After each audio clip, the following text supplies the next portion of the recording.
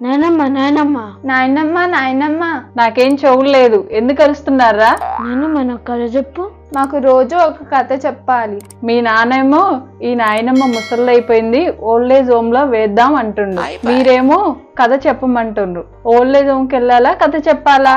నువ్వు వెళ్ళొద్దు, మాతోనే ఉన్నారే. మాకు రోజు ఒక కథ చెప్పాలి. నా విలువ ఈ పిల్లలకి తెలిసింది, నా విలువ నా పిల్లలకి ఎప్పుడు తెలుస్తుందో ఏమో మరి. అయినా ఉన్న పలంగా కథ కోసం నా వెంట పడ్డారేంట్రా? ఎప్పుడు చూసినా ఫోన్లు ఒత్తుకుంటూ ఉండే మీకు కథ వినాలని ఎందుకు అనిపించింది? నువ్వు కథ చెప్తే దాంతోనే తమ్ముడు సినిమా తీస్తాడని. కెట్టోడు వేరా? నువ్వే గట్టిదాన్ని నాయనమ్మ. నువ్వు చూడు ఎంత స్ట్రాంగ్ ఉన్నావో. నీ చేయి చాలా పెద్దగా ఉంది. మా నాయనే. ఇదిగో ఈ కథ చెప్తున్నా, జాగ్రత్తగా వినండి పిల్లలు. అనగనగా ఒక రాజు, ఆయనకు 7 కొడుకులు. 7 వేటకెళ్ళి 7 చేపలు తెస్తే అందులో ఒకటి ఎండలేదు. అంతేగా నాయనమ్మ? అంతే అంతే. నీకు కూడా ఈ కథ తెలుసా? నేను ఉయ్యాల్లో ఉన్నప్పటి నుంచి ఇదే వింటున్నా. ఈ డొక్కు కథ కాకుండా ఏదైనా ఇంట్రెస్టింగ్ స్టోరీ ఉంటే చెప్పు నాయనమ్మ. వింటుంటే బూస్ ఫండ్స్ రావాలి. అంటే ఒళ్ళు జల్లగరించాలి. అయితే ఈ కథ వినండి. చెప్పండి చెప్పండి. అరే ఆగరా, ఆత్రంగా చెప్తున్నాగా. నువ్వు చెప్పే కథలో నీకు సినిమా తీయాలి. సరే విను. ఒక అడవిలో పేదరాశి పెద్దమ్మ, ఆమె దగ్గరికి ఒక పులి వచ్చింది. అప్పుడు ఆగాగు, ఆపి ఈ కథ. ఏమైందే? పులి అడవి అంటే సినిమా బడ్జెట్ పెరిగిపోద్ది. సింపుల్ గా ఉండాలి, స్వీట్ గా కూడా ఉండాలి. అలాంటి స్టోరీ ఉంటే చెప్పు నాయనమ్మ. అయితే నా దగ్గర ఒక చిన్న కథ ఉంది, వినండి. నువ్వు చెప్పే కథలో నీకు సినిమా తీయాలి. అన్ని వీడి బాబు బుద్ధులే వచ్చాయి. ఆత్రం ఎక్కువ వెదవకి. చెప్తున్నాగా. అరే చింటూ, నాయనమ్మని కన్ఫ్యూజ్ చేయకు.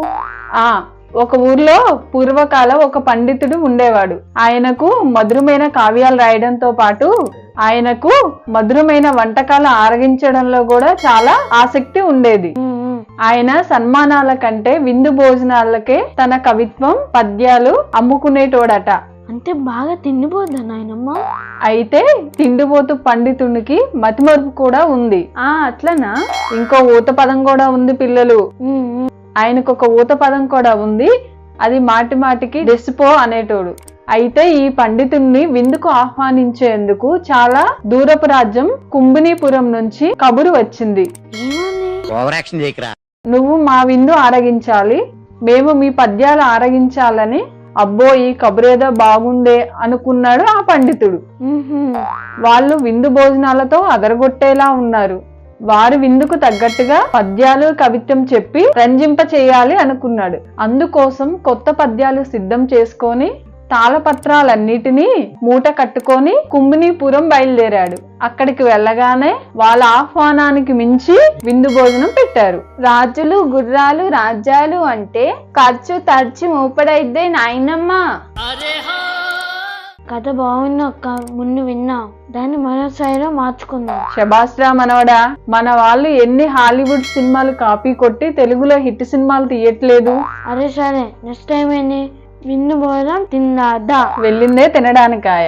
అక్కడ అన్ని రకాల పిండి వంటలు ఆరగించాడు. అందులో ఒక వింత మధురమైన పదార్థాన్ని ఎంతో రుచిగా తిన్నాడు. అటువంటి పదార్థం తను ఇంతకు ముందు ఎప్పుడూ తినలేదు. దానితో ఆ మధురమైన పదార్థం పేరేమిటని ఆ వడ్డించే ఆవిడని పిలిచి అడిగాడు. వాటిని బూరెలు అంటారని ఆవిడ చెప్పింది. అయితే ఎలాగైనా ఈ బూరెలు మా ఇంటికి వెళ్ళిన తర్వాత మా ఆవిడతో కూడా చేయించుకొని మరిన్ని తినాలి అనుకున్నాడు. ఇలా అనుకొని ఇంటికి బయలుదేరుతూ ఆ బూరెలు అనే పదం మర్చిపోకుండా ఉండేందుకు దారి వెంట బూరెలు బూరెలు అనుకుంటూ వెళ్తున్నాడు. అలా వెళ్తుంటే మధ్యలో ఒక కోతుల గుంప కలిసింది. ఆ కోతుల గుంపు మీదికి రాగానే డెసిపో అని గదిమాడు వాటిని. ఇక అక్కడి నుంచి ఇంటికి వెళ్లే వరకు డెసిపో డెసిపో అనుకుంటూ ఇంటికి వెళ్ళాడు. ఇంటికి వెళ్ళిన తర్వాత వాళ్ళ ఆవిడ్ని పిలిచి ఈ డెసిపో పిండి వంటకం చేయమని అన్నాడు. ఈ డెసిపో అంటే ఏమిటో నాకు తెలియదని వాళ్ళ ఆవిడ అంది. ఇన్ని రకాల వంటలు వండే మా ఆవిడకు ఈ డెసిపో వంటకం తెలియదంటుందంటే నాకు వండి పెట్టడం ఇష్టం లేకుండానే ఇలా అంటుంది అని అనుకున్నాడు. దాంతో ఎలాగైనా సరే మా ఆవిడతో డెసిపో వంటకం వండించుకొని తినాల్సిందే అని తన చేతిలో ఒక బరిగెను తీసుకొని వాళ్ళ ఆవిడను ఒక బరిగెతో ఇరగమరగా కొట్టిండు.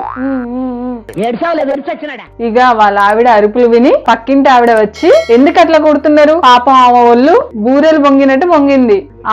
నేను ఆ బూరెలు వండమంటేనే ఈమె వండనంటుంది. అయ్యో మరి నాకు బూరెలు అని చెప్తే వండేదాన్ని కదా మరి. ఇక దాంతో ఆ పండితుడు సిగ్గుపడి వాళ్ళ ఆవిడని క్షమాపణ అడిగి బూరెలు వండించుకొని తిన్నాడు. పాపం మతిమరుపు వల్ల వాళ్ళ ఆవిడ తన్నులు తిన్నదా? వాళ్ళ ఆవిడేమో గాని మీ అమ్మ మీ నాన్న చేతిలో తన్నులు తింటుంది, వెళ్ళి చూడండి ఏం గొడవో ఏమో.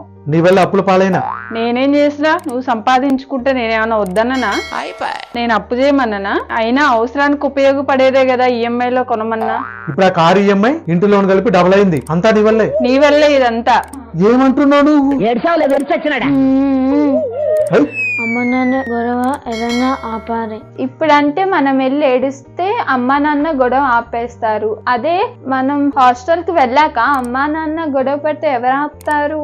అయితే మనం హాస్టల్ కి వెళ్ళొద్దు. హాస్టల్ కి వెళ్లకుండా నా దగ్గర ఒక ప్లాన్ ఉందిరా. ఇప్పుడైతే అమ్మా నాన్న గొడవ ఆపుదాం పదా.